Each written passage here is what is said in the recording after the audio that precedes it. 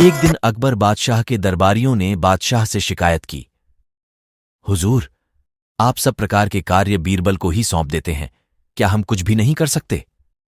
बादशाह ने कहा, ठीक है, मैं अभी इसका फैसला कर देता हूं। उन्होंने एक दरबारी को बुलाया और उससे कहा, मैं तुम्हें 3 रुपए देता हूं, इनकी 3 चीजें लाऊं, हर एक की कीमत 1 रुपया होनी चाहिए। पहली चीज यहां की होनी चाहिए, दूसरी चीज वहां की होनी चाहिए, तीसरी चीज न यहां की हो न वहां की हो। दरबारी तुरंत बाजार गया। दुकानदार के पास जाकर उसने उससे ये तीनों चीजें मांगी। दुकानदार उसकी बात सुनकर हंसने लगा और बोला, ये चीजें कहीं भी नहीं मिल सकती।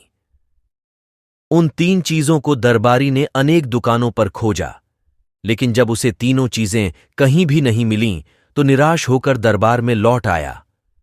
उसने बादशाह अकबर को आकर बताया, ये तीनों चीजें किसी भी कीमत पर कहीं भी नहीं मिल सकती। अगर बीरबल ला सकें तो जानेंगे।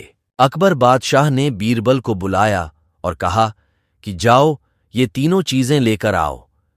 बीरबल ने कहा, हुजूर, कल तक ये चीजें अवश्य आपकी सेवा में हाजिर कर दूंगा।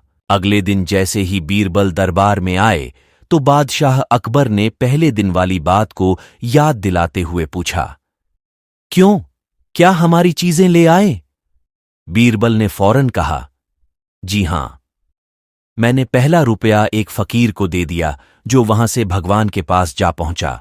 दूसरा रुपया मैंने मिठाई में खर्च किया जो यहां काम आ गया, और तीसरे रुपये का मैंने जुआ खेल लिया जो कि न यहां काम आएगा न वहां अर्थात परलोक में। उनकी बात सुनकर सभी चकित रह गए और अकबर ने बीरबल को बहुत सा इनाम दिया।